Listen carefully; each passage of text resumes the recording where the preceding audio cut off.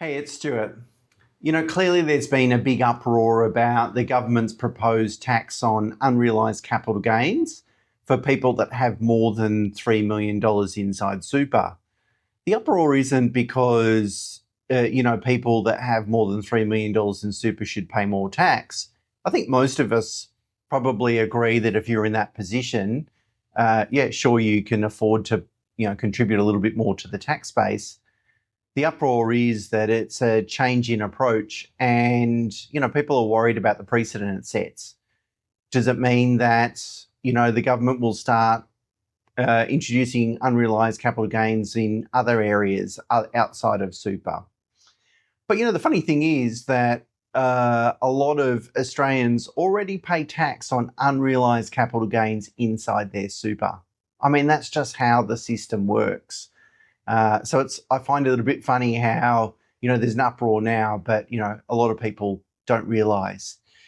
So if you have what's called a pooled superannuation product, that's going to be really anything except a wrap platform or a self-managed super fund. So I'm talking about industry super funds, retail super funds, whether it's Vanguard or AMP, their retail funds, or whether it's Australian Super or Uni Super or CBUS, Rest, Hester, some of those big names, they're all what's called pooled super funds. How pooled super funds work is that all your investments are consolidated into one big pool. And you as the member own units in that investment. You own a part of that, investment pile, if you like. If, there's $100 billion in a super fund, of course you only own probably a very small part of that. The thing is that at the end of every day, when they calculate the unit price, they have to net off any potential liability related to unrealised capital gains. So if the fund, has bought an investment and it's made a really large capital gain, there will be a future liability when we sell that investment. Now, if I'm a member and you're a member and I leave that fund, I roll my money out and you don't take my portion of that liability, then you're left holding the bag and you're going to pay more of the tax liability. So for fairness, and it's really the only way it can happen in a pooled product, you have to each day net off unrealised capital gains. That means each day you're taxed. If your investment balance rises 1%, you're taxed on that 1% change. And it means that tax is taken out on a daily basis, really eats away at the balance. So that's how pooled superannuation products work, and that's how they've worked for a very long period of time. However, if you don't have a pooled superannuation product, you can potentially avoid paying any capital gains tax over your whole lifetime. So that is, if someone's 20 years old today and establishes a super fund in a wrap platform, for example, and invests in VAS, for example, which is Vanguard Australian Index Fund, you are probably going to earn something like 4.5% income and maybe 5.5% growth over the next 40 years, until you're 60. And that growth, you potentially can avoid paying any capital gains tax on. And the reason for that is that you own the underlying asset. And so when you arrive at retirement and you convert your wrap account into pension, essentially those unrealised capital gains disappear. So it can be a huge saving. Now, to what extent, how big is that saving? Because wrap platforms are more expensive than, well, they're either the same cost as some industry funds, but if you look at really the most competitive retail fund in Australia, which I would say is Vanguard Super, wrap platforms are more expensive. So of course the question is it worth paying these higher fees to get a product that allows me to do lots of things, invest more transparently, have control of how my investments are managed, adopt a rules-based investment strategy, which I talk a lot about in the podcast, do all those things, but also achieve much better tax outcomes as well. So the answer to that question is it depends, which of course is not a very useful answer. But it's going to depend on lots of different things. It's going to depend on your super balance, the timing of super contributions, which is typically related to your income or cash flow position. For example, that someone that is relatively young but earning a very high income earlier on in their career is going to build a balance much faster, and as a result probably accumulate more unrealized capital gains. Whereas someone that might spend their 20s and 30s, not earning very much income, maybe studying, doing those sorts of things, well, they're going to have a relatively low super balance. Time until retirement, if you're in your 20s now, you've got 40 years of runway to really trying to accumulate a lot of unrealized capital gains. But if you're going to retire next year, well, you've only got a year to go. Portfolio turnover can be a consideration as well. Like if you're investing in direct shares or active managed funds, a lot of active managed funds can have 100% turnover in any 1 year, which means when we're comparing returns, we might go, well, that active fund did well. But if they've got 100% turnover in their fund, which means they've bought and sold all the investments in the fund in 1 year, then that entire return in that year is taxable, which isn't ideal. Whereas index funds tend to have turnover about 1%, so very low turnover.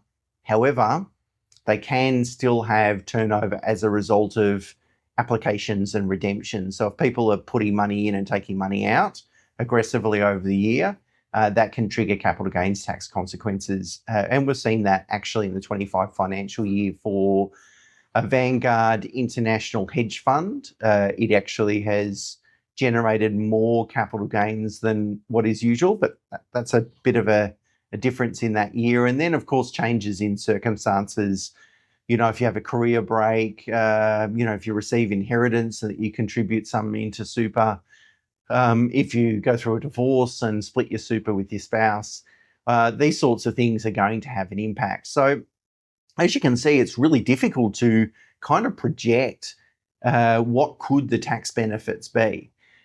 So as you know, if you've been sort of watching my channel for any period of time, you know that I'm very much evidence-based.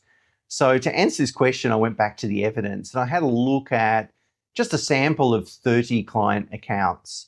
And those 30 client accounts were established between 4 and 15 years ago. So some are very short, some have a little bit of a longer history. And it was a good sample size, really, because it included clients, different ages, different circumstances, different investment balances. I think it was a really good sample size, a reliable sample size in terms of doing this research. And what I worked out is that about 60% of the return was unrealized gains and 40% was realized gains. Now, in a normal pooled super fund, it means that 40% of your return is going to be taxed at 15% because it's income. And then 60% of your return is going to be taxed at 10% because it's capital gains.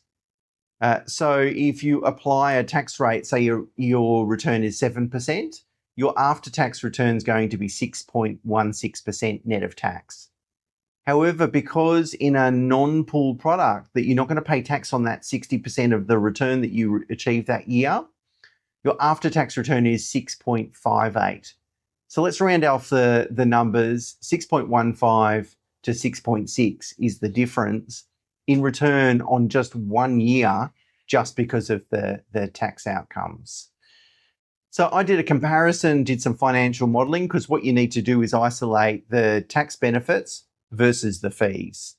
And in every scenario that I considered 3 scenarios. So I considered someone that was in their 20s with only $15,000 in super, just starting out in their career.